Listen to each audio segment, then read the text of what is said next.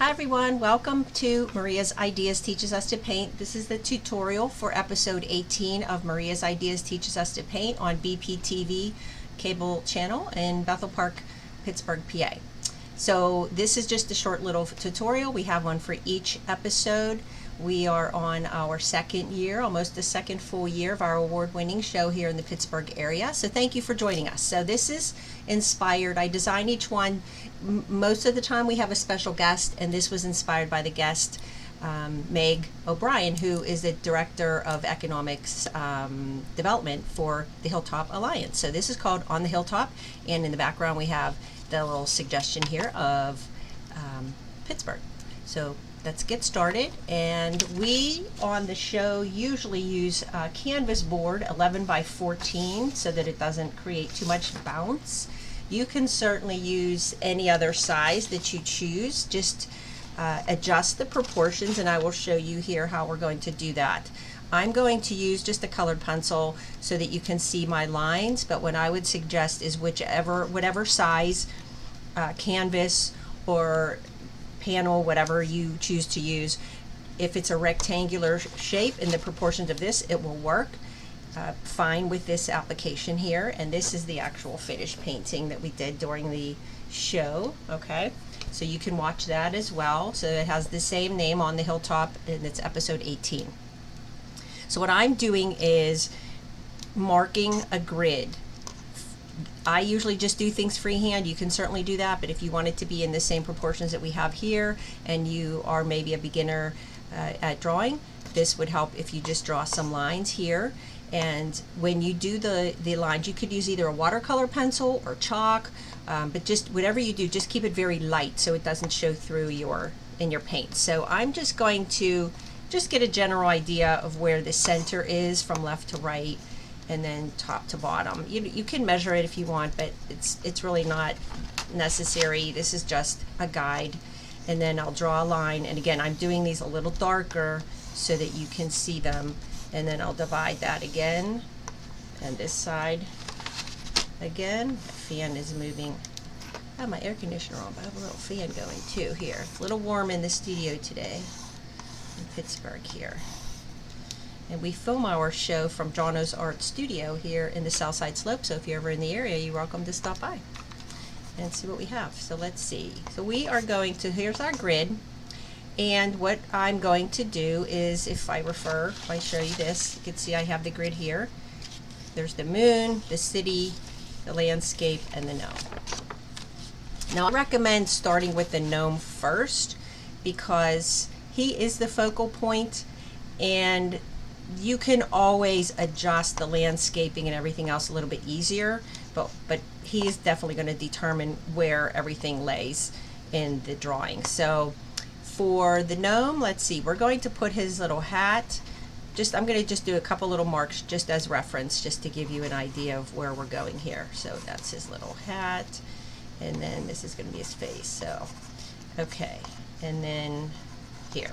All right, so what I'm doing is right here on the right side of the center, second one down, third one over, I'm just going to do a little frowny shape, and that becomes the rim of his hat.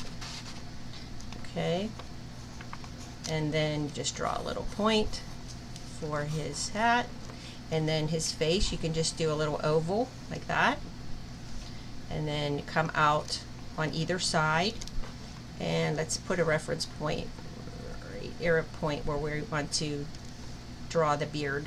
That's where the bottom of his beard is. If you want it longer, make it longer. It doesn't have to look just like mine.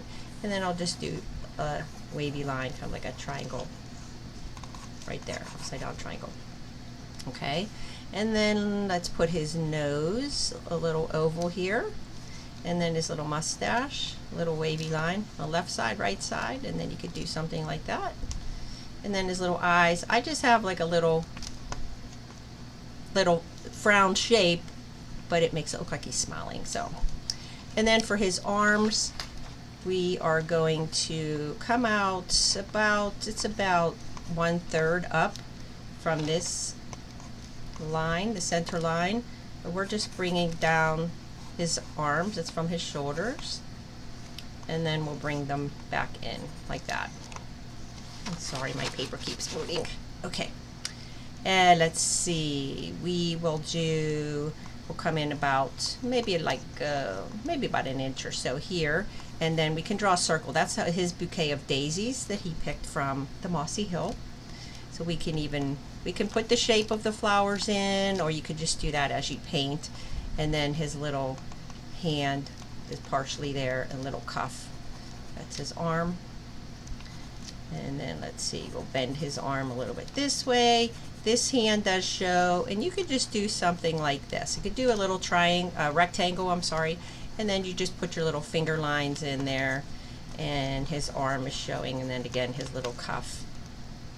We have his belt buckle, and then he has, now his legs, he's sitting on the hill, so you're going to see the front of his knees.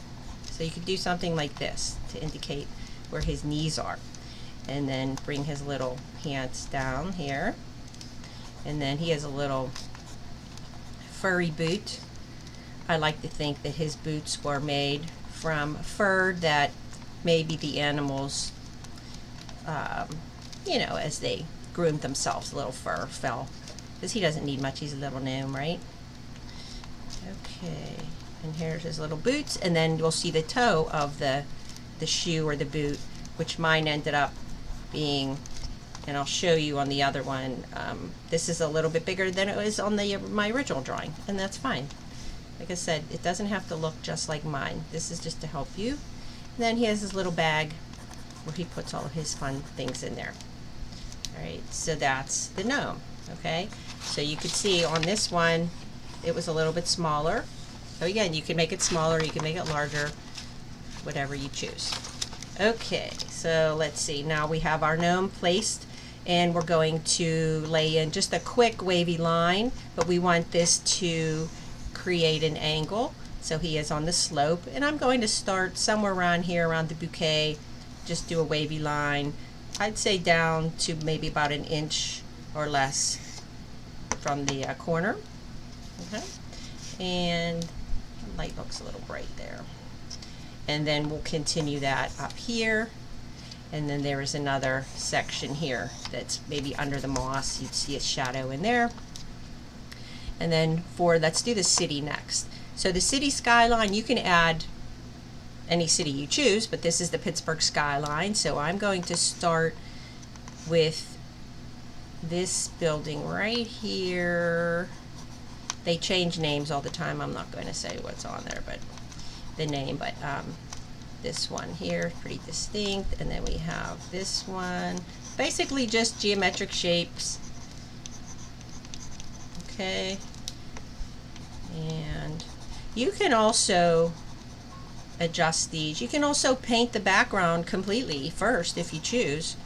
I would paint it maybe a pale purple or blue. Okay, we could do something like that for the skyline. We can make them, again, we can make this all bigger if you choose. It's your painting. And then the moon is just coming in right about here. And that's it. So check out the other episode. It is up, and it's Maria's Ideas Art on YouTube and Facebook. Also, Maria's Ideas Teaches Us to Paint on Facebook. So hope to see you next time. We are doing a musical inspired painting. We focus on a lot of musicians. I'm choosing to focus on a lot of musicians, along with my co-producer Alan Levine. So see you next time. Thank you for hopping on, and happy painting.